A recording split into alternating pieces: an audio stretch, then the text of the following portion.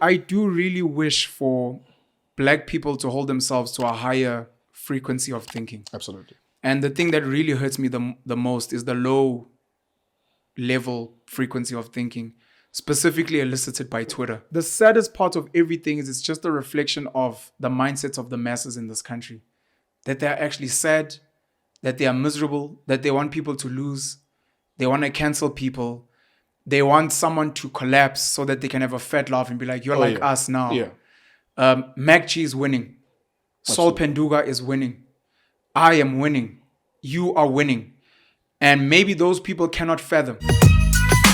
Nkululeko on Cultr.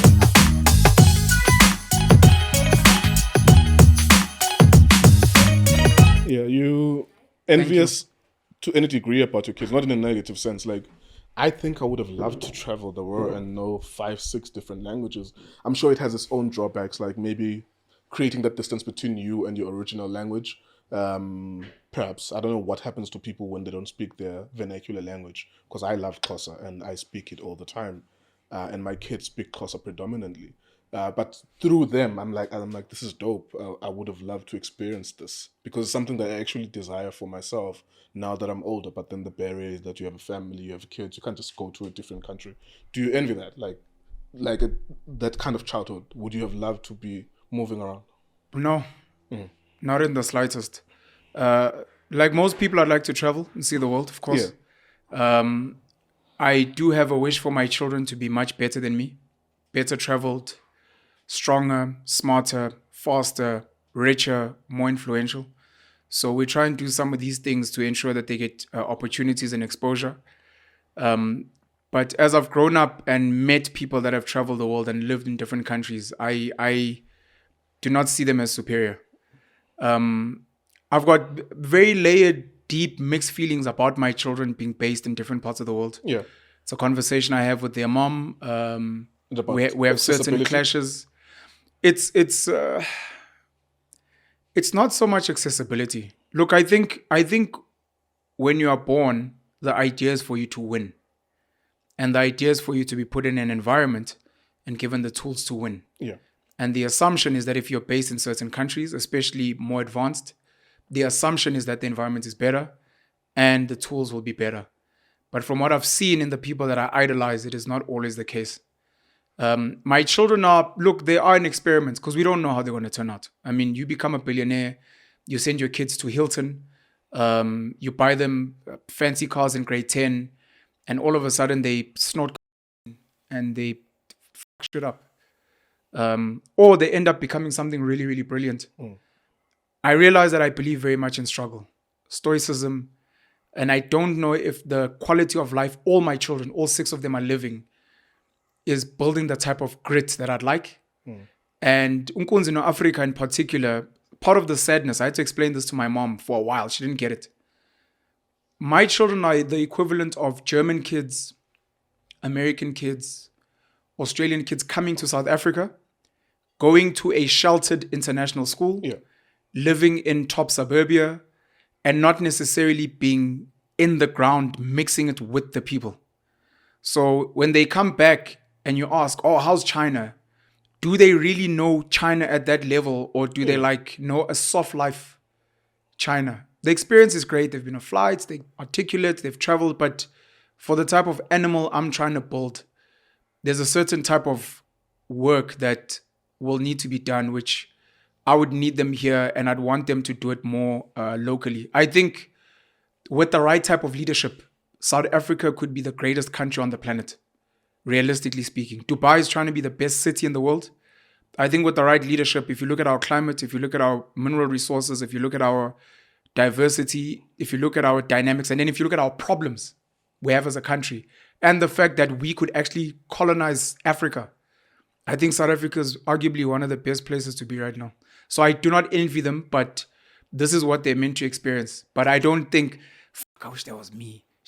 No, not I in don't. that sense. I don't wish that at all. I mean, there are things that my daughter is going through, which is different from what I went through, and I positively be like, I would have loved to be that, because I think I would be intrigued to find out how far more intelligent would I be? I'm street smart because of where I come from, Yeah. because of seeing like gruesome from the young age. But I would love for people not to experience that. I would prefer no one to not be attempted to be killed Yeah. throughout their childhood for them to become better people. You know, when I look at her, I'm like, damn, I would have loved for a father to pay for his schooling and live a sheltered life where you have zero problems, almost You zero really problems. wish for that? For me, yeah, I know that. I'd never wish for that. I know in what you said in your answer, there are elements of what I believe in too. The idea of struggle making you the person that you are. But there are times when you see you become the bundle of aggression that you try to cultivate to become a person who can work with others. But the township can mold you into that. I mean, there's so much violence in me, and there's so much sadness in me. There's so much suicide potential of, but you then cultivate it. You like, yo, no, you have responsibilities. No, you don't have to take this person on, and all of that. And that comes with where you come from. And people from where I come from are almost all of the things I've described about myself. The propensity for violence, which is good. If you have to be some sort of a dangerous person, anyways, but it shouldn't be because you come from a township, because you've seen guns since you were a little child, and sort of and that. So I would have loved, when I look at my child, I'm like, damn, dude, like you have almost zero problems. I would have loved to not spend days without eating food, for example, because we don't have food. To not spend days without seeing my mother being beat up, losing her teeth, and almost dying. You know what I'm saying? So I not envy in a negative sense. Envy in a sense of, y'all niggas is cool actually. Like you living cool, and that's what kids should experience. Not extreme opulence. I get the other side of it as well, and I remember reading it on I think Malcolm Gladwell's Outlier, or yeah, I've read a lot of Malcolm Gladwell's books, and one of them he speaks about the threshold for billionaires and their children. There's a point where beyond a certain amount of money that the parents are making, there is no way the kids will be motivated. So if you're still tethering along about 2 million, 3 million, you're still a millionaire who could lose it. So you instill an idea to your kids that this could get away. This could go away because maybe we owe taxes, maybe your father could be arrested, and this could all be over. But maybe beyond 50 and 100, that threshold, it's very difficult for your kids to be motivated because they fly on private jets. Their lifestyle is an abnormal lifestyle. It's something that by the time that they have to stand on queues for a commercial flight, it's an irritation for them. Whereas that's a normal experience for all of us. And I think he mentioned that becomes dangerous. But it's a breakdown that he does better than me via research and saying these are the results of children being born to billionaires, and this is what happens to those kids. You know, especially if you don't take care of it. But yeah, I mean, like, there's nothing wrong with envying your kids. Not envy them in a negative sense. I have to stress this. Just looking at them and be like, I would have loved for someone to care about me. Because there's that extreme where if you grow up in townships and you are raised by people who drink a lot, who fight a lot, who have nothing, who have no food and nothing. That's an extreme experience. And sometimes when you raise your kids proper, because I think even for me, it's almost miraculous that I'm able to hold down a household and all of that. And I'm like, damn, I'm thankful that I've been able to cultivate this person to be able to do that and take care of his responsibilities, because it's such an extreme thing. I've never seen everything I'm doing. I've never seen it being done, because where I come from, you hardly see something like that. So I mean that in the envy part as well. So yeah, man, I every time I see your kid, Ungonzi, speaking, I'm like, damn, I probably would have been a kid like that, like in terms of articulation, being bright enough to discern things and speak. I like that. I like that in kids, because a lot of kids are I very have passive. zero envy for my children, good or bad, and I need to put this disclaimer. First and foremost, I didn't struggle. My mom was a single mom, but we grew up in the suburbs, even though she was a school teacher and she had a lot of debt. My brother and I come from Newcastle High School, and a lot of people that meet us are fascinated and they want to meet kids from Newcastle High and kids from Newcastle. I need to give a shout out to Unkunzi no Africa, and when you finally meet the Mushaga no culture, when you meet Muzulu, when you meet Unyanga, I need to explain that my children are different. Please understand that my children have met with a lot of diplomatic kids and kids that are traveled, and those kids are mediocre. My children are not like the way they are because they studied in China for 4 years and because they're going to Brazil. It's because they have really dope parents, a great support structure. If there's something to envy to what you're saying, having a great support structure. But I don't want people to make the mistake of thinking that just traveling, just going to a top school automatically makes you great. It's not a shortcut. You need to, and look, we've done all the data and the stats. Most of the heavy lifting is done at home. The child who goes to a private school, who flies in a private jet, who speaks well, who is intelligent, who is dynamic, if you go home and you see how their parents are and how they live and what the parents did for them, that should answer all your questions without giving it to the school or the city or the whatever. So Unkunzi is an incredibly brilliant kid, just him as my firstborn son. But until you see my other kids as well, and look, I'll speak for myself and suck my own dick. I think I'm brilliant as well. And I do believe genes play a bigger factor. Yeah. But I have zero envy for them. I have more of a worry because, like I said, the wish is for your children to be smarter, stronger, faster, wealthier. And if they were to carry on living the way they're living now, to what you're saying about the threshold, they lose that grit over time. And I would like them to invest in a whole lot more of that as far as possible in the environments they're in. So I love the fact that he pushes for football. I love that Africa loves singing. So they need to pick a struggle and they need to go all in and they must bleed for it. Obviously, it mustn't be Nyanga where they're getting shot at, but it must be a space where your coaches, your own mind is pushing you beyond the average human being. But I'm really proud of them, man. I'm really proud of the work myself, the rest of my family, my mom, my brother, my sister, our friends put into all my kids, their moms, all 4 of my children, their families, the structures. I've said this to people before.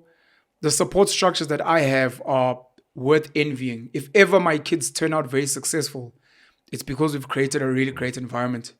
So that is something worth noting. And yeah, maybe I'll just stop there. All right, there you go. Thank you so much, sir. Thank you, bro. Bringing those kids. It's a very deep conversation for me, by the way. Parenting, how children turn out, and I study the data, and what people think is great versus what I think is great.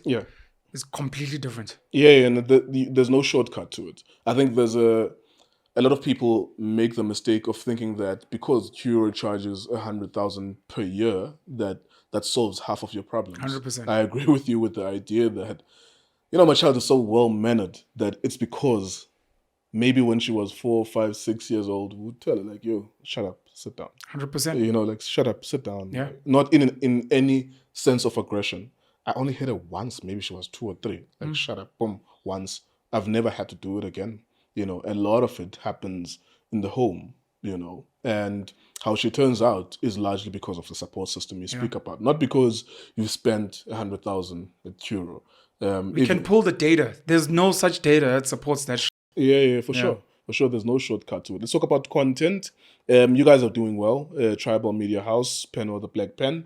The Penuel Show, over 100,000 subscribers. I haven't been on YouTube actually for a very long time, since the beginning of August, because football is back and I've really just been at it. And it's rewarded us. I think we got 5 million total views in August, and I think for us, that was a good milestone for us. Bro. We've never climbed over 3. We were always like teetering around. Jeez, 5 million is hectic. In a month, video views. So we it's been very hectic for us. So I haven't even been consuming a lot of YouTube content or creating. This is the first conversation I'm having. I'll have more in the coming weeks as well. What would you attribute the success of not Tribal Media House, Penuel, the Penuel Show to? How has been that experience for you? What are some of the difficult conversations you've had to have about the ownership of the channel? I'm not gonna. I unfortunately won't be able to speak about some of the confidential conversations. That's fine. But we started, I think, in August 2022. July, I think it was June, July.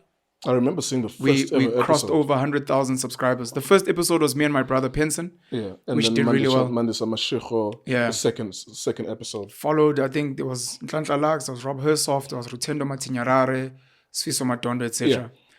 I haven't studied the YouTube algorithm, unfortunately. So I'm going to be speaking from my experience and just my gut feel. I've been making videos on Facebook in particular, and then later on from YouTube for many years.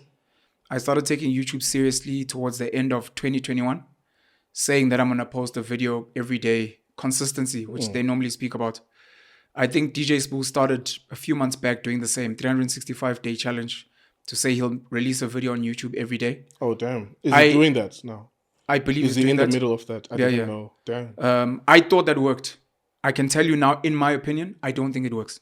Number one. Yeah. So the consistency argument, I think it's mostly an argument of be regular.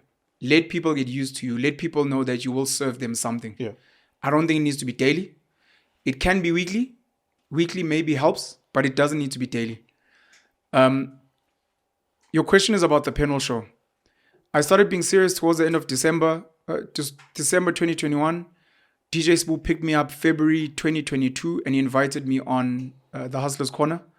I was there for a few episodes and then he asked me to stay and I became a regular. And we managed to be regular on the Hustler's Corner. And my brand, next to DJ Spoo's big brand, I think really gained a lot from that leverage. It's that and some of the guests we've had. You look at the guests, you look at the conversations, people got to know me. August 2022, I got invited on Podcast and Chill with Mac G and Sol, and people that had never heard of me saw me for the first time. Yeah. So again, that boosted my brand personal a lot. And it just so happened that in that month, I also then launched the Penuel show. My opinion of what works on YouTube versus what other people say is quite different. Because I've seen brand new channels hit over 100,000 views for one video. Yeah. So I think what has worked for us, Utebza, my partner, believes it's the quality of the visuals, it's the audio. I think that the quality of the cameras is probably, I would attribute 20% of it to that. I'd probably also do the same. And then your guests, the strength of your guests, maybe 20%. And then the actual conversation, because that's what keeps people in there. The strength of the conversation is another 20%. I'd give the guest more, but it's blurry with the conversation because certain guests come with a certain conversation. Yeah. You know if this person comes, Andrew Tate, you know the conversation is going to be fire, even if the interviewer's dog shit. Yeah, there's a million people watching anyways. So I agree that the guest is very important. It could carry a lot more. Depending on who the person is. Yeah. I mean, if you sit down with MacG, you will definitely get 500,000 people watching, especially if it's a blockbuster interview where a lot of things are being revealed that people are hearing for the first time. That's the type of personality. If you're sitting down maybe with Spoo, that's almost 100,000. If you're sitting down with Nota, around 50 to 100,000, can even be more as well. It's always the guest, but the guest is not 100% of the reason why I think something is successful. Sure, definitely not. So Utebza thought it was the quality of the visual and the audio, and our quality, I believe, is the best in South Africa, maybe the continent, and arguably the best, not the best, but one of the best in the world. The quality of the Penuel show, even when I watch it, blows my mind from a visual. Yeah, the visuals. But I do not think that is the reason we hit over 100,000 subscribers. That's why I'm saying to you. No, I'm speaking to this. Percentage of it to it. But I have to mention that Utebza were like, I mean, and look, it's amazing. Yeah. It's really amazing. The first time I saw it, I was like, dang. Like, what I sent you a message. I'm like, damn. Dang. And then they got a lot of right. haters. We got a lot of haters just because of the quality, because people were like, what? Eventually, you guys got the sound right. Because the sound also had issues at some point. Nonsense at the beginning. Yeah. And then eventually it picked up. To try and keep it short in the interest of time, I think the reason we hit over 100,000 views is, number one, South Africans are now getting into understanding what conversation is. Yeah. They weren't used to it. And even though it frustrates them, it is mentally refreshing to hear people have a conversation and not, then I keep quiet and you talk. No. I hate that. Their minds actually get stimulated, and as much as they're like, can Penuel just shut up? The fact that they want me to shut up means they are engaged. So people actually enjoy conversation. I agree with you. They're so used to the television and radio style of, I have a bunch of questions. I I ask the question, what's your name? And you say, I'm Penuel. And then it goes on for 15 minutes and then it's interrupted by an ad break. I've never written questions. Even when I was a journalist at Sokolatum, I've never written questions. I have conversations with people, and I think in the conversation, more things come out. Like, Yeah. there are things that I didn't even know what we were going to say about your kids when they got here. Sure. It's an organic conversation we're having, and people could be mind blown by that conversation. You always keep your ear open to the possibility of being dragged into something special, and I'm always aware of it. That's why I love listening. Just listen to people, and they will reveal things about themselves as I'm listening to them. I have no idea what I'm going to ask next. I have a general idea that I would like to talk about, maybe 2 or 3 things, but the hour will be pushed by more things that come from your mouth as opposed to me, and it has to be a conversation, so I agree with you. And yes, as a fan of your thing, I was like, shut the fuck up, nigga, like, just let this person talk. What I'm saying? I had that in me, and then I saw you work on it because you would speak about it, but then because I'm so into consuming content, I've watched so many videos that I know that there is merit to why Penuel is interjecting at this point. I realize it, and I know that there's merit to why he's explaining this maybe for longer than 3 minutes. Although my anxiety as a journalist is like, keep it simple so that they can answer back. But I get it. Like, I understand why he has to extend the point of view, because we've reached a point in this conversation where someone must explain themselves because there's a contradiction and someone must challenge someone else. So the conversation is really great. It's something new and refreshing. Yeah. Almost every podcaster in this country is not able to offer content on their own, which makes me different in conversation compared to anyone else, because you can come here as a hip-hop artist and we can go deep on hip-hop. You can come here as a visual artist. You can come here as a politician. You can come here as a businessman. Most other interviewers are limited in how far they can go with the type of content they have. That's a huge asset to be able to delve into different topics. I think it's what made Joe Rogan so great. One of the guys I still look up to a lot. Shout out to Joe Rogan. So the quality of conversation becomes so much deeper. I have an understanding and a sensitivity to psychology. So I can almost push certain things and bring out certain things and give a certain level of comfort to a guest that maybe someone else wouldn't be able to. Maybe that'll take us to 30,000 subscribers. The other 70,000 subscribers, to be honest, outside of conversation and me and the work we've done and some of the sound bites, having Rob Hersoff on a conversation, having Rutendo Matinyarare drop amazing education. The episode we did with Sfiso Madondo speaking about taxis. Nhlanhla Lux was obviously, gold for the podcast space at that time. Vusi Tembegwayo brought so many subscribers, just him. That one episode. Yeah, each episode will tell you how many people subscribe as a result of watching. Dr. Umar Ifatunde brought in so many subscribers. I'm saying this because... And that's a different demographic. Yeah. I'm saying this because you can launch a podcast today, and then get Andrew Tate for your first conversation and do 50,000 subscribers. You will definitely get 50,000. So when people are like, the consistency I'm like, sure, but in my opinion, because there's this kid, I want to give a shout out to Melusi Chubani, who started doing, I think it's Jake Tran and James Yanni type content where whether it's the Forex industry, cryptocurrencies, the churches and how they make money, politicians. It's like this docu-style with an audio. People love that shit. It's very engaging.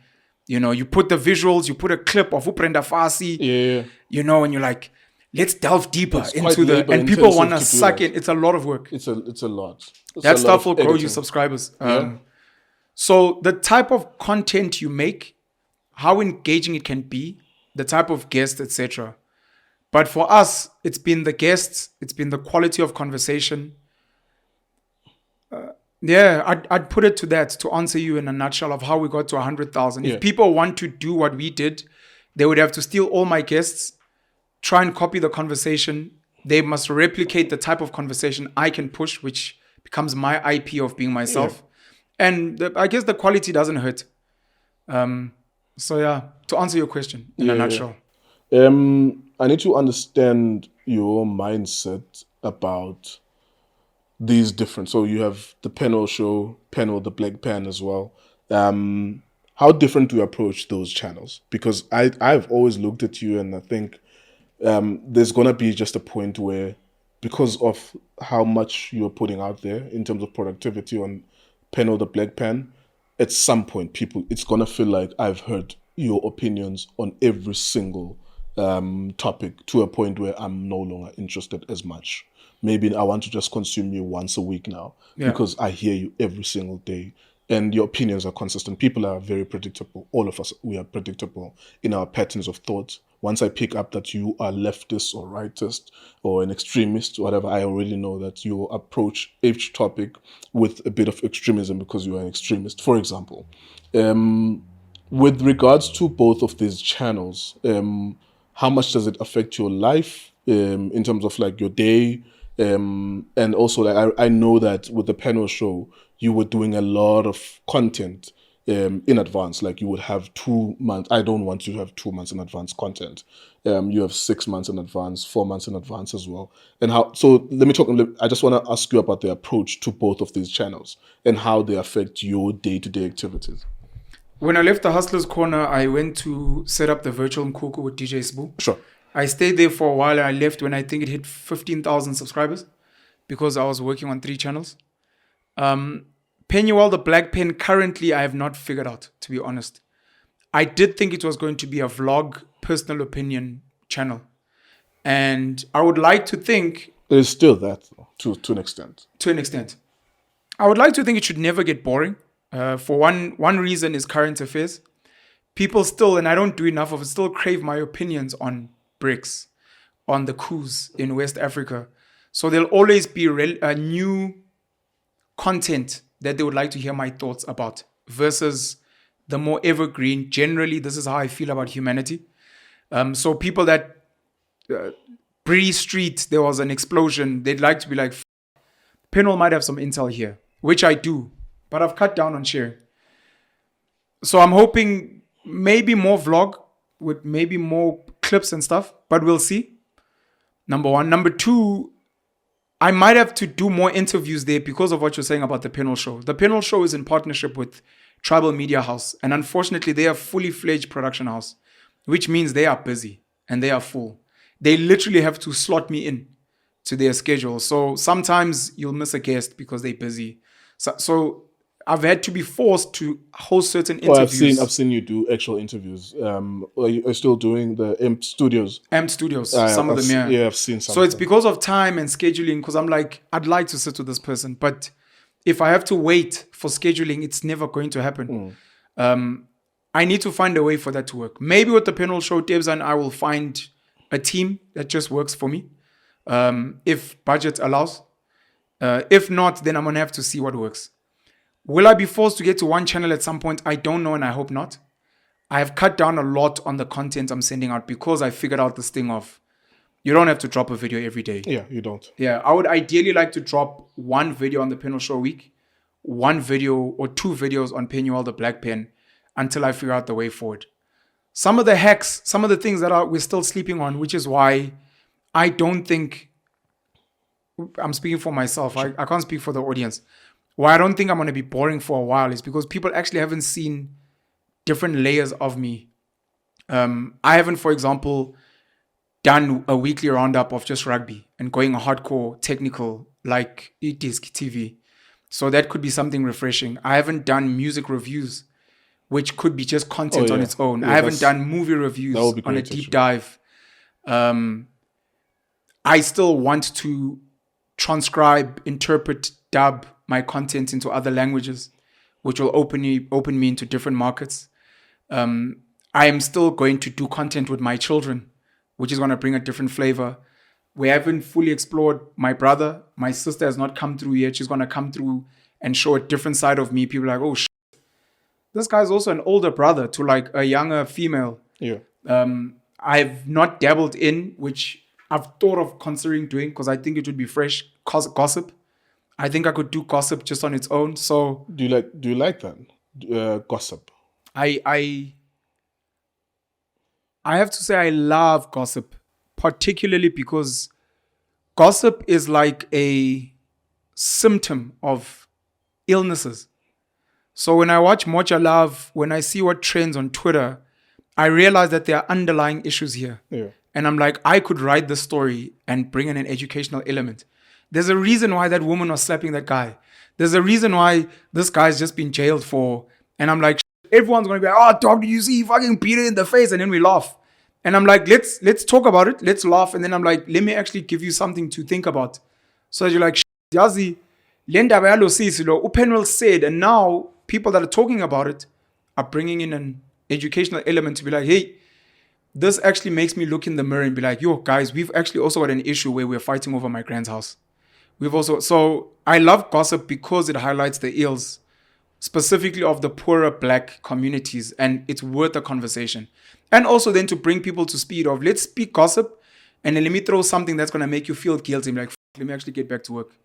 Because I'm like, there's a reason why you're consuming this. And there's a reason why people are shoving this to you. And please take a moment to consider this. Yeah, I think gossip is a low-hanging fruit, but it gives you scope to make a lot of money and gain a huge fan base. I think I wouldn't do gossip for gossip's sake. I think a lot of people do gossip for gossip's sake. 100% And I think that for views. I think it's a low-hanging fruit. There's a reason why Mojo Love works, and they've found a way to find the worst aspects of our society and broadcast it to you. Yeah. And of course, if they were not happening, there would be nothing to broadcast. So that's not Mojo Love's. So let me answer you officially. Penuel the Black Pen officially is still a vlog channel, me speaking to camera. And the Penuel Show is a conversation platform. But both of them are going to change in time as I figure out what works best. Yeah, all right. I need to ask you something very serious.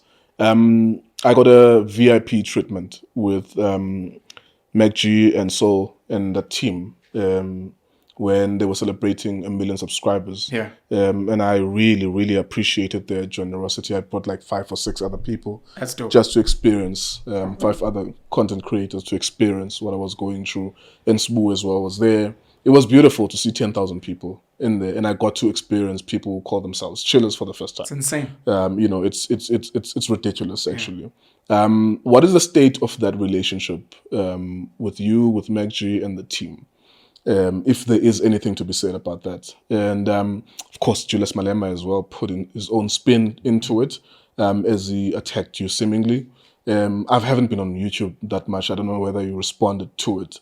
I don't know, and I couldn't understand it as well. Like, I know that at some point, you and I were speaking about this privately when we saw each other, and we were having a meeting. And there was something said about you, you being a sellout by Mac G. Yeah. And I got to experience Mac G, and he's such a cool dude. I've always been very cool with Soul, for example. Yeah. And I got to experience them. And I was like, damn, these niggas is cool, man. And there's no need for any type of animosity with everyone. Yeah. Where do you stand on that? Is there any relationship? Have there been more things being said outside of us watching and looking to a point where maybe there's a rift in that relationship? Share whatever you can share with us. Sure. I don't know if I answered all your questions about the Penuel Show, but one of them was about ownership. So officially, the Penuel Show is owned by myself and Tibogo Kibine. We've got a 50-50 partnership. Cool. Thank you. All other technical conversations are between me and him, and nothing has changed since then. Just for official. I know it's been raised. I'm going to raise it again because I know propaganda is strong. There's no third white hand in the back. Rob Hersoff has never given us money. Rob Hersoff and his wife donated 30,000 to the work I was doing. And he wasn't the only one. And by work, I'm talking about content creation and being an independent alternative voice. Sure. I mean, Rob Hersoff is friends with people like Tucker Carlson, who's huge and he's breaking Twitter. Yeah. And Rob is not the only one. DJ Sbu, if you look at, I'm not going to disclose, but the amount of money he's invested in me, working with him on the Hustlers Corner and the Virtual Mkuku. I've got people like Osiabulela Nganga that have put money in me. Kulufelo Maponya, mentioning black names. Sure. AfriForum has never given me money. I'm not an official employee or anything. So people pick on those things because it suits an agenda, and that's fine. But it's myself, Tibogo Kibine, who's a serious workaholic at Tribal Media House, and he does sensational work with his team there. I have got no relationship with Mac G and Soul, besides, I guess, being peers in the podcast industry. The guys have done amazingly well. Absolutely. I don't know anyone who would have issues with their success because their success is success for everyone, to be fully honest. You can hate on them, but you might find part of the reason your channel is popping is because they exist. And contrary to, unfortunately, negative propaganda for them, they are not only a gossip platform anymore. They do football, they've done cars. MacG interviews politicians. He might throw in some funny, but that's his personality. But they'll discuss elections. They'll discuss the state of electricity and load shedding. Some of our favorite interviews have been with Israel Matseke Zulu, Zola 7, Zakes Bantwini. Highly, highly educational episodes, I don't speak to the guys on the side about any supposed beef and animosity. If ever we chat about guests, we chat about work. I think MacG's been in the industry for long enough to understand bullshit and to understand propaganda and to understand that people always provoke and inflame. And I think he's whatever about it. When he said what he said about sellout and that there's probably white people, I still to this day stand to, I think it was a bit of jealousy, which is natural. I think it was like, bro, do you know how long it took us to build Podcast and Chill? This guy just started last year. No one knows him. And like they've got those type of cameras. And I've seen him with Rob Hersoff. Come on, 1+1 has to be.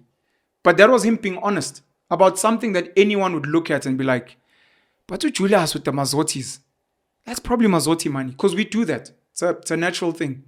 But it was also like indirect kudos. Like, the quality is dope. We see you, bro. Like, you're working. And I appreciate that. And I take it in that light. What upsets me and what I've been working on is not getting sucked into the mob. The mob is normally the problem. Yeah.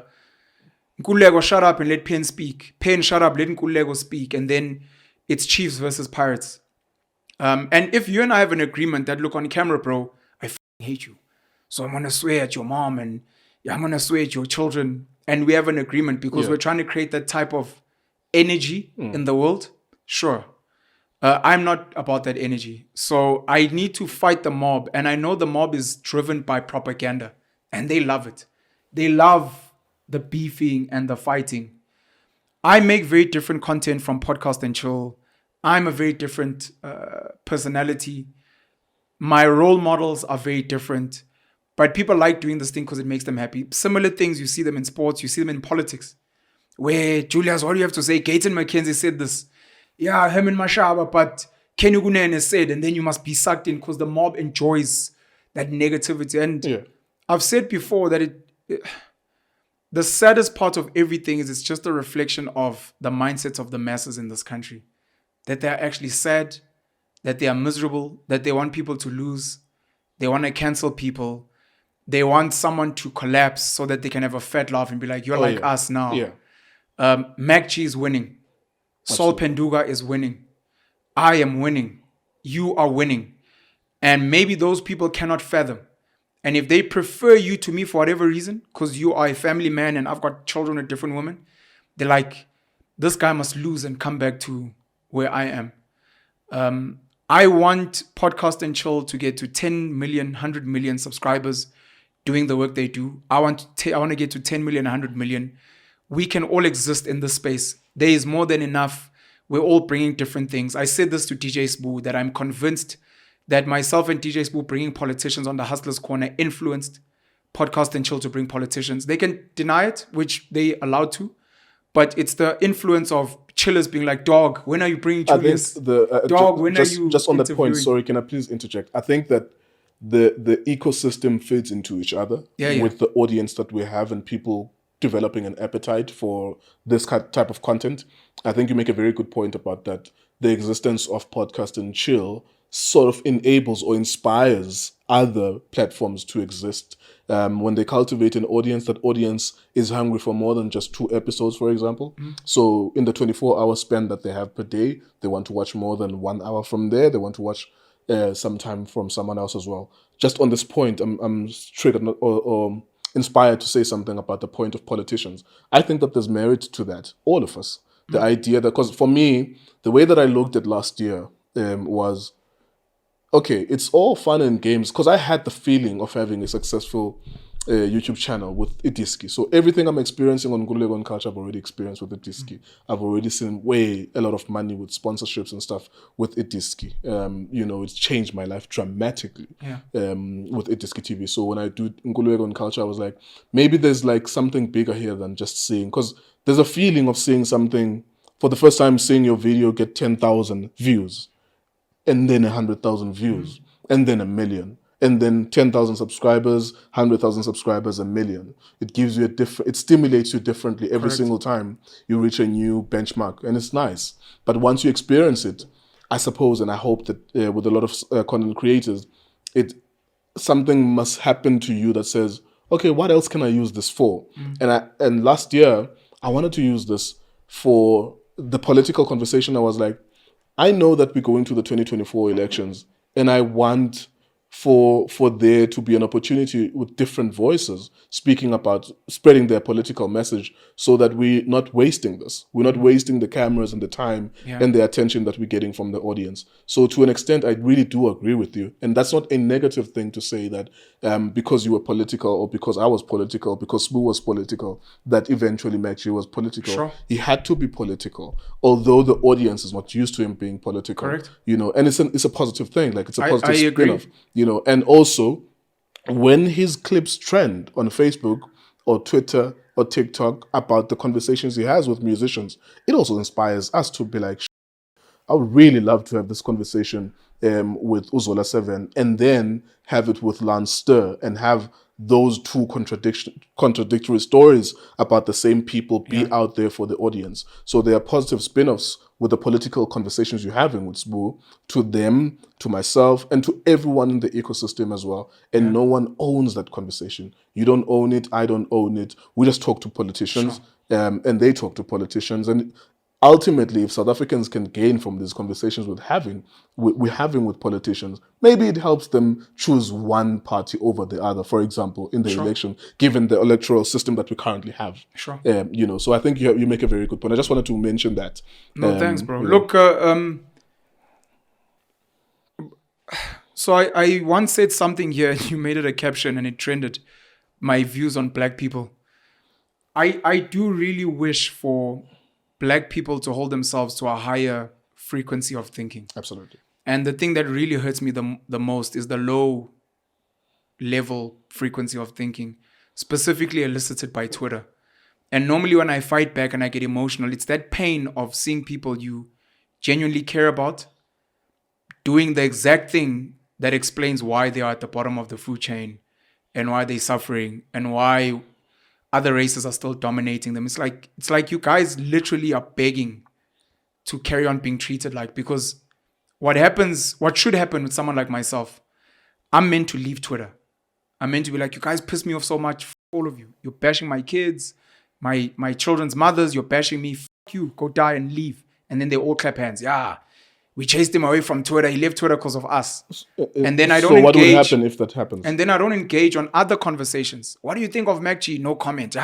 We shut him up. He must shut up. He must never speak about. And they lose out on so much more because they've lost me. And then I become Vusi Tembe when I move to Dubai. Or I become Trevor Noah and I move to Los Angeles or New York. And I'm gone. And they can hate on me or love me from a distance, but I'm gone. I'm adding value to other people now. Whereas I could have added value to you, because you have become obsessed and you've normalized vibrating on such a low frequency. So I need to take a step back at those times and be like, you know what? I think I know better. I think we must keep doing this work, as difficult as it is, as much as they annoy me, as much as I'll keep fighting back. And slowly but surely, some of those guys, because I see the comments, YouTube, Twitter, I used to hate you. I thought you were shit type. Bro, this conversation, I see you in a different light, and that takes time. And if you win one of those people that used to hate you, they become an ambassador and they go out shining light. But we can all exist, and we must almost all interview the same people for different angles. I remember MacG on ENC with JJ Tabani, they asked him about politics, like politics. You don't care about politics, dog. And he was right. But over time, the chill was like, bro, interview these people. And then later on, I remember I told him Feka on my platform, people like, you're copying podcast and chill. And they left, they're like, okay, this was actually different. And I'm like, I appreciate it. And yes, I saw her on Podcast and Chill. I've said before, I'm a chiller. I support what people are doing. But the propaganda needs to play you against each other. Now, Julius said something about me, and I criticized it. But because people have got these shallow brains, if I say something negative about Julius, I hate him and his anxiety's existence. Tomorrow, if I'm like, yo, kudos to the EFF on 10 years. Yeah, but you hate Julius. Shut up. I'm like, you can't be that dumb, bro. Yeah. But actually, some of them are. And I'm like, I need to be patient. They need to know that Penuel will say something good about Julius today and then criticize him tomorrow and say Julius actually inspired us as young people to stand up to old people in parliament. And he broke away and created a party. We didn't think it could happen. And he did it. That should inspire us. But if Julius is saying open borders, some of us don't agree with that. If Julius sings Dubuli Boon and we're like, bro, whether it's a struggle song, the facts are there. This is inflaming racial tension. And you're arrogant about it. I'm not saying take it back, but acknowledge that. Now you're a hater. Fuck you. We don't need you. Like, but you keep at it. And it's not easy. Can I ask you, in the middle of such a storm, because I was watching the press conference actually, how does that sound and feel when you see that for the first time? Because I suppose I've asked people around me to stop sending me stuff on WhatsApp because I don't consume stuff. I get out of my way of things. I don't read comments. I don't watch what people say. Even if something is trending on Twitter about me, I finally told me like 5 days later, I'm like, oh, you saw this? Oh, okay. What happened? Oh, no, it was trending on Twitter and people were saying, I'm like, no, I don't want to know about that. You know, I couldn't care less because it was like 5 days later when the last time I was on your episode. And it coincided with the fact that I was going to Pretoria at the Sunbet Arena with the guys. So I spoke to the guys. I'm like, nah, man, I don't have any animosity towards you guys. I love the fact that we're all content creators and I respect you guys. Yeah, and people don't understand how you can be like, I don't watch Podcast and Chill. But shout out to the guys. They're like, you're capping, you, or you're just a hater. And you're like, nah, bro. Like, I'm not. We're not like you guys, man. No, sorry. Sorry. We're really not like you guys. I'm not here to waste my time on planet Earth, bro. Like, I just come from zero. So I wouldn't look at life like that. It's like, just because you said something about Julius Malema yesterday, you can't clap hands for him tomorrow. Sure. No, we need to inspire. I would regard that as a waste of life. We need to inspire your community, my community, the chillers, to hold themselves to a higher thinking capacity and challenge themselves to be like, guys, think deeper. Yeah. It's not easy, but just try. Yeah. On Julius Malema, I just want to explore the feeling of seeing yourself being mentioned by him in that regard. He didn't mention me. We need to state that officially on the record. No. I hear what you're saying. Please. Yeah.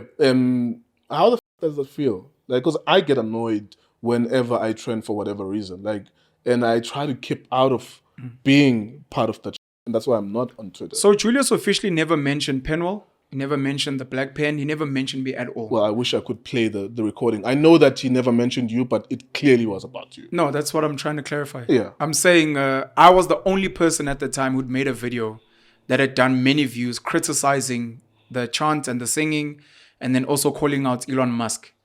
And I have known high-level politicians for many years now. He also was saying educate Elon Musk, I think. Correct. That I saw a screenshot of that. So luckily everyone knew he was talking about me. Yeah. So that's chilled. I've known high-level politicians and business people for many years before people knew I existed. And some of them have been consuming some of my content for a while. So they really loved my video and they shared it.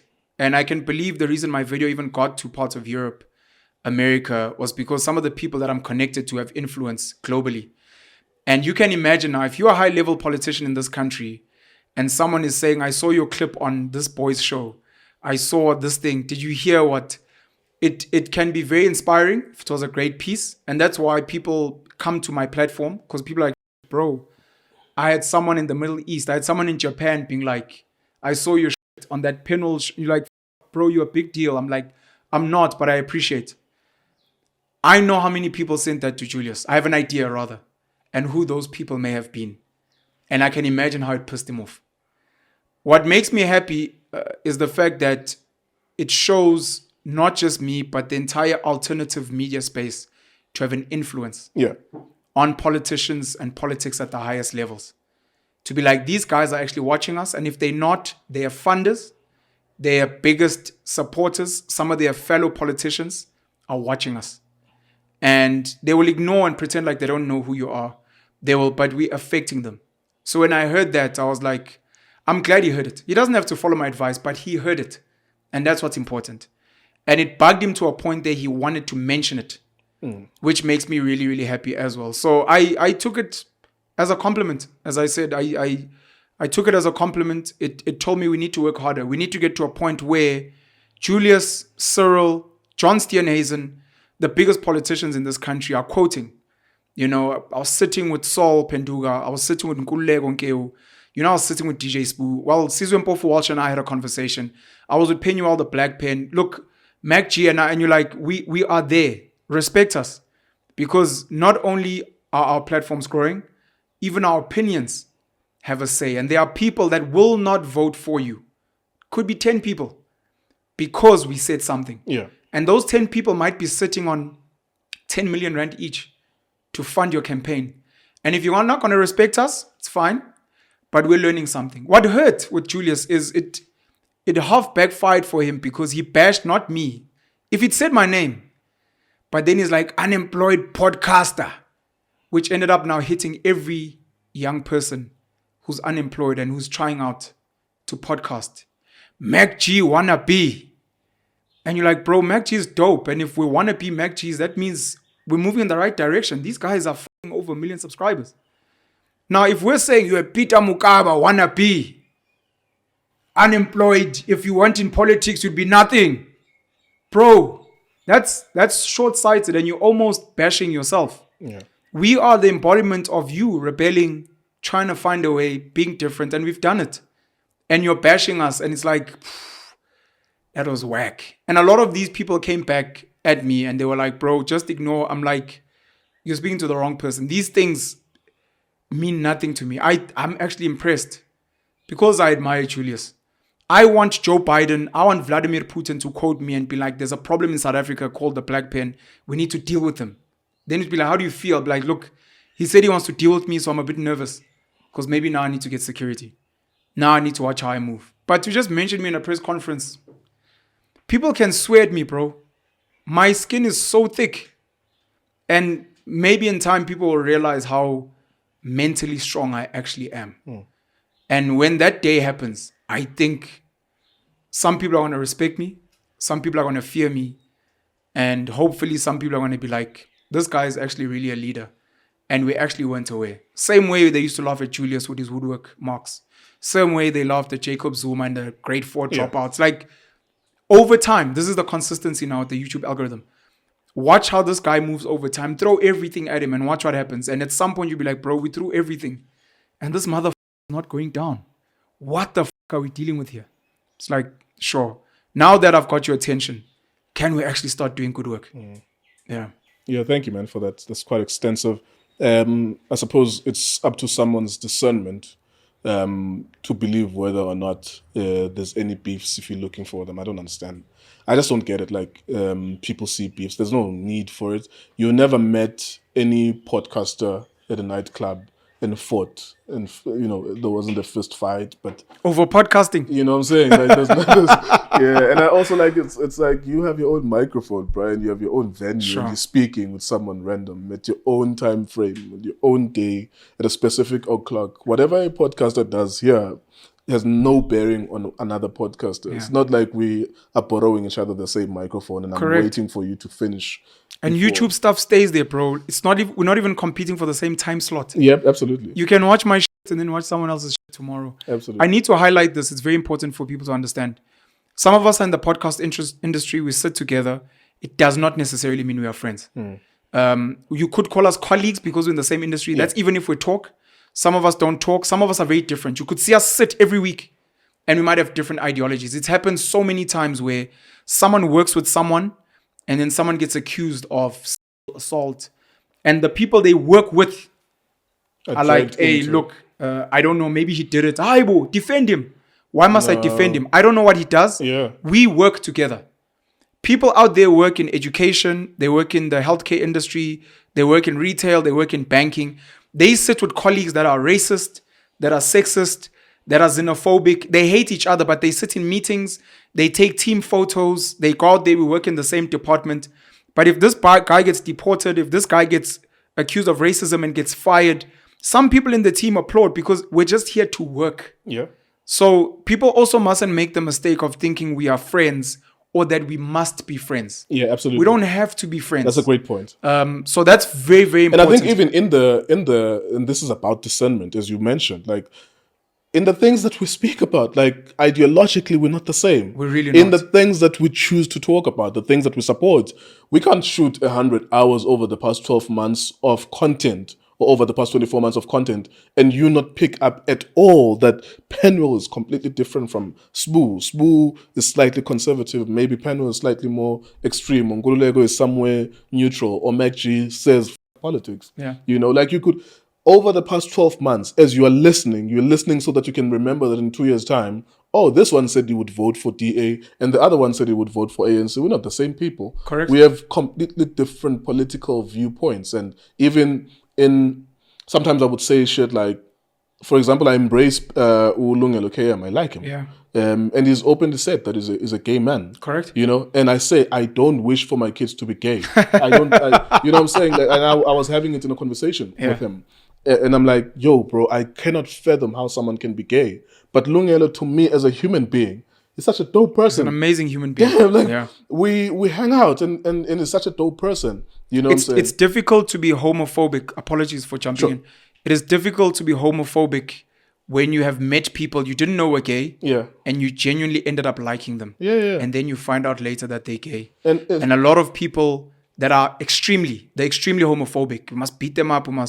It's because they just haven't spent enough time with gay people that share 90% of their views and ideologies, except maybe they like man booty and you like woman booty. Yeah. Man booty. You wanna man? You wanna do it? You walked into that, boy. Sometimes like I see two men kissing and I'm like, what the fuck is Facebook trying to show me? Like, you, nigga. Yeah, it's not for you, bro, but it's for the people that make them happy. It's like interracial relationships for racists. Oh, they make them very sick. But for someone else, like, bro, I saw that black chick with that white guy. They look fucking happy. Yeah. For the racist white guy, it's like, oh, that's disgusting. Who's gonna kiss that person again after they kissed a baboon? And you're like, nah, dog, it's just not for you. Can we speak into the political landscape in South Africa? I want to do this actually more now. With a lot of different parties, different human beings, different observers. How do you see the cards lining up? Because we saw a meeting with an alliance with the DA, IFP, I think. Moonshot Pact. Yeah, and then I understand that there's the smaller leftist type of parties, the Land Party, the ATM, the PAC, are also having some You sort use of... the word left just as a word, because some of them are right, but they're small, yes.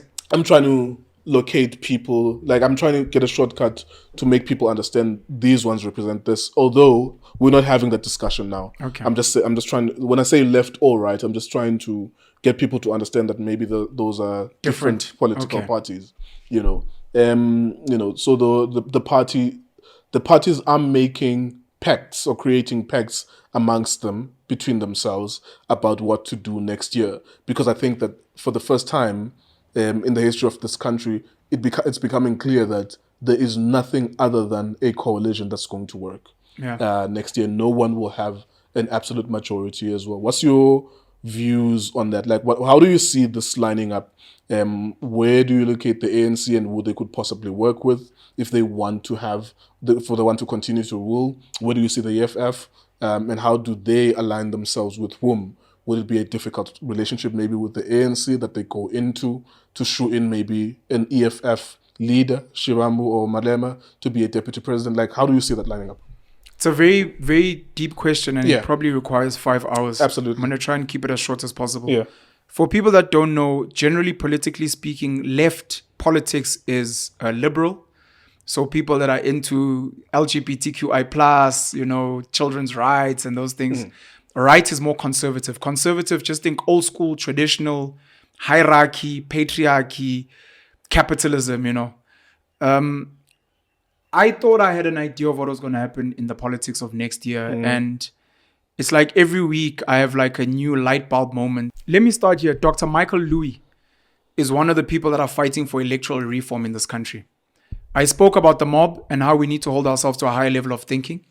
Our voting system is in the dark ages. We are like cavemen. And it needs to be broken as a matter of urgency. And what I mean by that is the idea of voting on a piece of paper with a pen and only voting for one party is something that must be left maybe in the 1950s. We are dynamic human beings. We have technology. We do not have to vote only every 4 or 5 years. We should be able, with technology, with blockchain, to be able to assign different shares of votes to different people and different parties and different policies at any given time. But our political incumbents appreciate this backwards dinosaur way of voting because it keeps them in power. We had, let's say, about 40 political parties. We had about 40 political parties lost in 2019. Yeah. Is it 40? Now, this is where now... Because the previous one had like 23 or 24, something like that. You mean the local elections? No, I'm saying the previous to 2019. Nah, it had like 40, bro. The ballot. Yo. I stopped counting when they were mentioning 23 parties. It's crazy. So let me say this. Let me start here, officially on your platform. South Africa has about 40 million people that are eligible to vote, that are over the age of 18. 40 million. We have 26 million registered voters. That's 65%. That's another 14 million people that are not registered to vote. Then we had, at the last elections, about 17 million people that voted, which is 42%. You speak democracy, you speak, we need 75% to change the constitution, and we've got about 42% of eligible voters voting, and we call that a democracy. That shouldn't even be allowed, number one, if we are democratic. There should be a minimum, at least 50%, at least 60, 70% of eligible people must vote. Otherwise, it is not a fair election. Yeah. If they are not voting, we need to find out why. And this is why I'm saying... And we've had this discussion before. Our ballots are backwards. Yeah. There are people that don't believe in any of the parties. We should be able to allow them to go vote and say, I don't believe in any of the parties, so that we collect that data. Because right now we assume they weren't there because they don't believe in the system. No, maybe they were working. Maybe they were sick. No, give them a voice. We have the technology. Let the 14 million people... What would that allow us to do? It allows us in a progressive nation to know what we are doing wrong. If we are genuine about being inclusive. If people are saying we're not voting because it's too far, we don't have the money. No, we think the parties are shit. No, but I like the ANC and the EFF and you guys have me stuck, so I decided to not vote. You're like, okay, maybe let's allow you to have percentage voting. I want to give 20% to the ANC, 5% to the EFF, 15% to the DA. Why can't we do that? We need independence to come in. We've got 400 seats in parliament. And right now, you vote for a political party, which is actually unconstitutional. And that's the work Dr. Michael Lewis is doing, which means arguably all our elections before have been unconstitutional. Because you're meant to be allowed to campaign as an independent, get enough votes and sit in parliament. Right now, we vote for a party, and then the party decides, not from the voters, from themselves, who gets to sit in parliament. They give you a list of their top 100. Of which you're not voting for the list. You're voting for the party. And most South Africans are not even voting for the party. They might be voting for some of the benefits. They might be voting because of campaigning. They're not voting for fundamentally service delivery, where they want the country to go. Our political literacy levels, we talk politics, but we don't know what the we're actually saying. So there's so much work that needs to be done if we are going to be a democracy. Because the majority of our population is like children, politically speaking. You're giving a 5-year-old a chance to speak, and if someone comes there and says the things they want to hear, do you like school? No. We must get rid of the school. We must sit at home and watch Coco Melon. Hey, this is my leader. And you're like, no ways, bro. You cannot fundamentally be voting for... That is retarded. We need educated, politically educated people to be making the decisions in this country. And we don't have that at this present moment. Of the about 40-odd parties, let me start the top 5 if I still have time. At number 5, last time we had the Freedom Front Plus out of 40. Number 5, Freedom Front Plus. I'll round it off for ease. 200,000 votes out of 17 million. 200,000. Number 5. Everyone under that got less than 200,000. Abu Andile Mngitama was sitting on 19,000. He couldn't even get a seat in parliament. Al Jamaa, you had to squeeze that No, I have to. No, this is not shade at him. I apologize. Shout out. Continue No, speaking. shout out to Andile actually. How? Shout out to Andy. But shout out to Black First, Land First Shout out to as a thought. I've made videos. Top 5. My apologies. I've made videos trying to advise them Top on how 5. to move. Every other party, COPE, Ahang, ACDP, which is actually at number 6, UDM, all of them are under this 200,000. Yeah. At number 4 is IFP. At number 4, you've got the IFP. We rounded off to 400,000 views. Arguably tribalistic Zulu, 400,000. Then it jumps. Number 3, we've got the EFF at about 1.8 million. Jumps. Then from number 3, we jump 200,000, 400,000, 1.8 million. Jumps to 3.6 million with the DA. Then from the DA, 10 million. 10 million ANC. 3.6 million, 1.8, 400,000, 200, everything. You almost want to scrap all the other parties because they're wasting everyone's time. They're wasting everyone's time. We actually aren't living in a democracy. We're living in like a few parties, which some people have called for. And then worse than that, all these parties serve. When Cyril Ramaphosa said Tumamina, he wasn't singing to us. He was singing to his funders. They serve money. It is clear every time we see it. Yeah. They do not serve the people because if they did, everything about their campaigning would be like, we've closed the potholes there. Mama, we've built your houses. Baba, we've made sure that you guys get your pay. They do not focus on service delivery of the people. They focus on, you can see the tenderpreneurs. You can see the business people, how many made money during COVID, how many are making money with load shedding, how many are making money with Transnet and the roads. They are serving the handlers locally and abroad. That's why Cyril spends a chunk of his time at BRICS, at the UN in America, instead of being here where we have problems. Alan Winde is worried in the Western Cape about whether we're pro-West or pro-Russia, instead of focusing on gangsterism and drugs. Yeah. They are not focused on serving us. Shout out to Chris Papas, who serves the people of Umgeni. It is refreshing for us. So every time I look at this data, the other day I was saying this to Gaugelo off camera that I wanted to say, I've been bumping to young people and asking who they're going to vote for. Some say, some like, I won't vote, I don't know. And I've been saying, you must vote, it's important. I've realized how many young people have never heard of Bantu Olomisa. They've never heard of the UTM. I met young females that don't know who Gayton McKenzie and Kenny Gunene are. I met people who don't know who the leader of the Freedom Front, top 5. They don't know who the leader of the Freedom Front Plus is. Even Zulu people in KZN don't know who leads the IFP. They're like, no, obviously Mangosuthu. No. Mangosuthu Buthelezi is no longer the leader of the IFP. And we understand. It's Velenkosi Hlabisa now. Yeah, and you are also, so I think it's back. sick at the moment. He's arguably sick. There are rumors about other things, but as officially, he's currently sick. I think he might be 95 years old. Yeah, So, yesterday I was actually Gilu, I opened his Wikipedia yesterday because I came across the article that he's sick, and I was like, okay, how old is he? I went to Wikipedia. He's 95. No, he's lived. Ikesha has Absolutely. lived. So the ignorance of the voters is probably scarier than people not voting. To a point where I'm at a point now where I'm like, if you do not know at least 10 political parties and their leaders and their manifesto and their track record of service, you should not be allowed to vote. Because you are actually more dangerous than a person who's not registered to vote. You are more dangerous than the person who chooses not to vote. You are more dangerous than the person who's like, F this party, I'm going.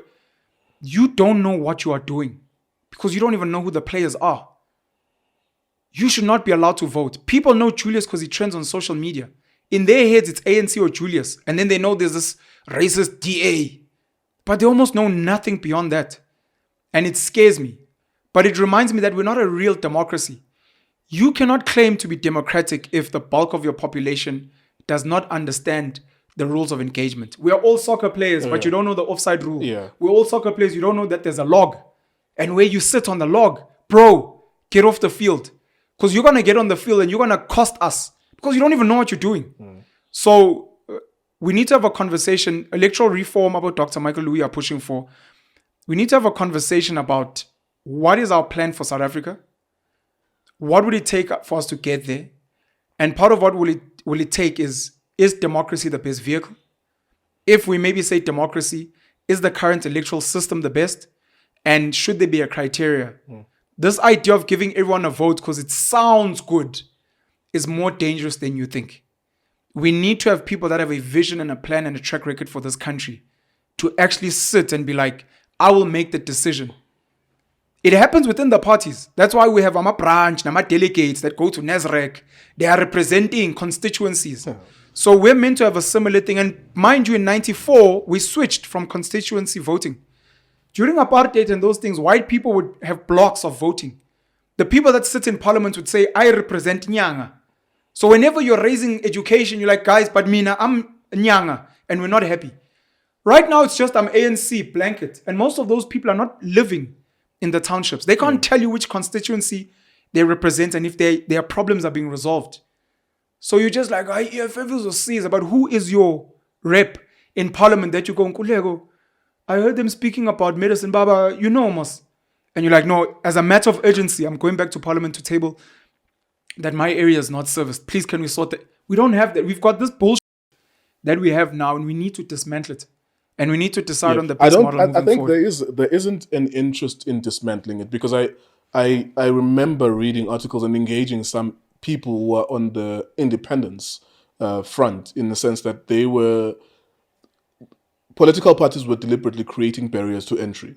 You must have X amount of signatories, for example, in order for you to be an independent candidate. And you can look at that issue in isolation and say that there is no way that these people are interested in reforming what they're currently benefiting from. So it's a conversation to be had insofar as educating people in podcast space, and of course maybe broader media as well. But I don't think that the current people who are presiding over the political system have any appetite to want to change it, whether it's the DA or the ANC. They shouldn't be. Yeah, because it benefits them. It benefits them.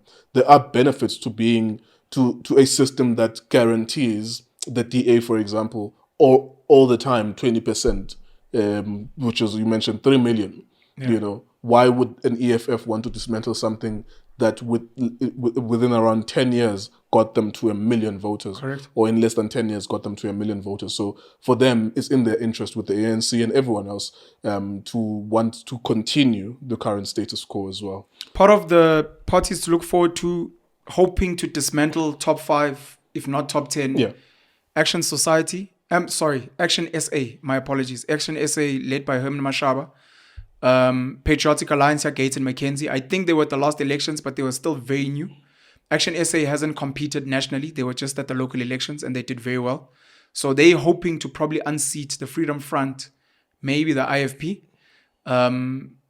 The PA, I'm not sure. Patriotic Alliance, Gates and McKenzie. Yeah, they've been around actually for a very long time. It's just that their politics were more regional. I remember in Cape Town, I would see them 10 years ago, for example. And then Dark Horse in the top 10, the ATM, led by Uvuyo Zungula. Yeah, I admire their work, the ATM. Like, I said to him, Uvuyo, when he was here, Mr. Zungula, that for some reason, he gets so much media traction for the work that he does, whether it's going to courts for accountability. Correct. And they get so much in terms of media coverage, as small a party as they are. Correct. And we already know their names and their surnames. That's not common for small political parties who barely can get 3 or 4 seats in parliament. So I think that's a good point, as you mentioned them as well, that I don't know to what extent would that lead people in their imaginations to say, oh, these guys, every month or every 2 months, I see them holding power to account, and therefore I'm changing my mind to vote for them now. Because South Africa is very difficult to change their minds. And Musi Maimane is built on South Africa, Iposa, as well, because of him particularly. I haven't heard a lot about what they're doing currently, but I've spoken to the deputy president as well, just to find out their politics. I think what was confusing was the way in which they were saying they want to be an umbrella party for independence.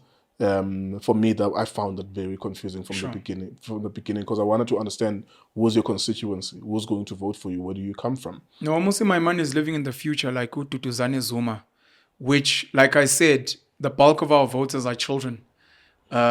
Speaking about technology and the future in Dubai, you need to speak in native languages. You need to speak to, the game right now is structured around, you want to get votes. And you want to get votes from poor South Africans, poor black South Africans. So that's the majority of the people. And their issues are ugesi. Their issues are imsebenzi. Their issues are mama, umuzi unawo, umuzi ukuhlala. Iy'ngane zakho ziyafunda esikoleni, ziyasebenza. You speak to them, you speak to their hearts, they might vote for you. But futuristic is speaking to me, and there are too few of me who are thinking blockchain, let's digitize home affairs, let's move into the future. And they're going to miss people on there. But if they can last over time while we educate, maybe then they'll win people over time. There's but merit for now, in that. There's merit in that, because I remember having this conversation maybe 15 years ago, and I said, look, you're not going to beat the ANC anytime soon. At the time, that was like before, maybe after the 2009 elections. And I was like having this conversation with people. I'm like, maybe the route to take is to accept that you'll probably get 20,000 people voting for you now. But if you can break into the youth, eat into them, you always use the word colonize Correct. them.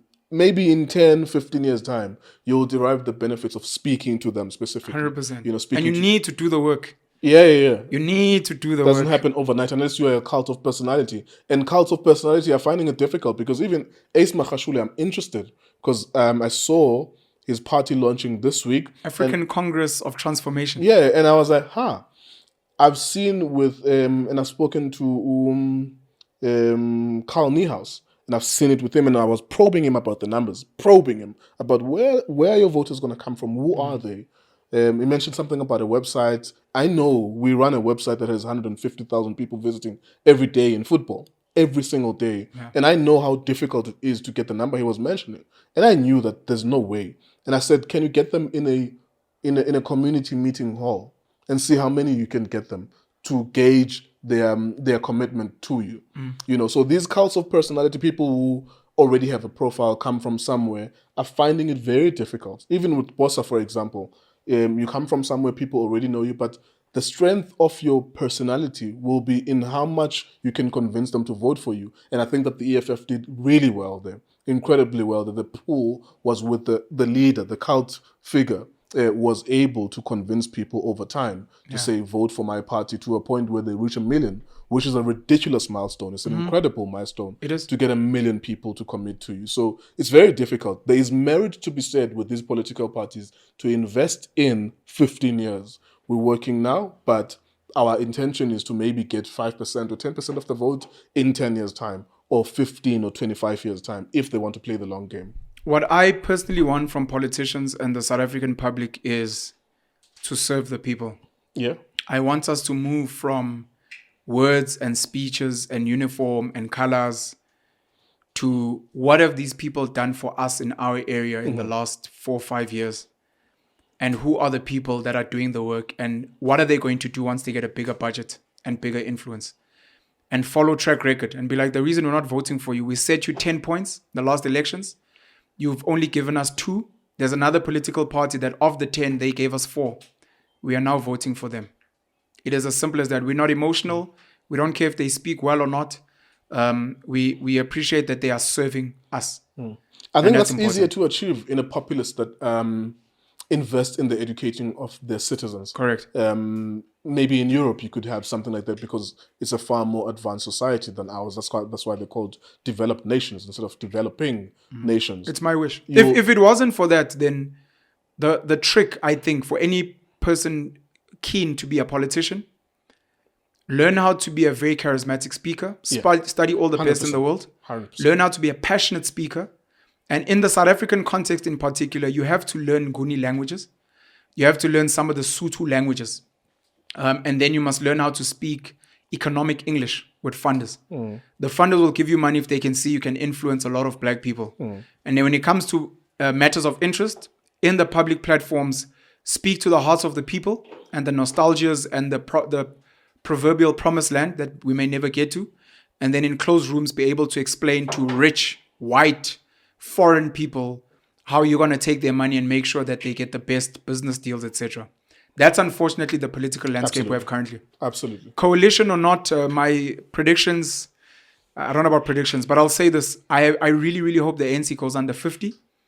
What I believe is that the ANC and the DA, the EFF and the DA are going to be fighting on who will be the coalition partner. And I don't think the DA is genuine in their Moonshot Pact. I think they are trying to be the head boy of the smaller parties and use that as a bargaining chip to the ANC when the coalition comes to say, we can also influence these partners. point. So choose us over the EFF. That's a great point. But right now, because they've called the EFF enemy number one, the EFF and Julius are particularly pissed. And they want to get as big as possible. And the EFF also wants the ANC to go to maybe 45%, and to need an EFF with 10%. And then Julius would be like, as long as you guys give us these certain ministerial roles and these budgets, you guys can then carry on with your corruption. As long as we can say the DA can go jump. But the DA is trying to outsmart, and there's still that condescending when it comes to other black politicians, which leaves a bitter taste.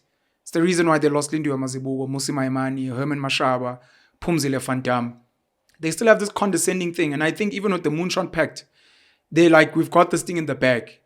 Cyril understands us. We'll sit with him and we'll have a coalition. And he'll give us a few ministerials. Like the EFF is like, we need to blow these guys out the water. And the ANC needs to go under 50 so that we can literally have the power come next year. But time will tell. Thank you so much. Thank you so much, bro. Thank you. Thank you to everyone who's watching us. We hope you enjoyed the conversation.